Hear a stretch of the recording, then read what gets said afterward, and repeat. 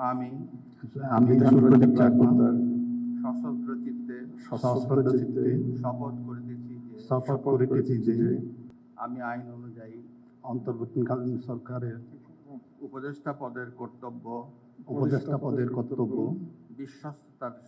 বিশ্বস্ততার সহিত পালন করিব। আমি বাংলাদেশের প্রতি অকৃত্রিম বিশ্বাস ও আনুগত্য পোষণ করিব।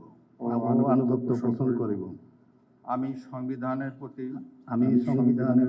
রক্ষণ, সমর্থন ও নিরাপত্তা বিধান করিব।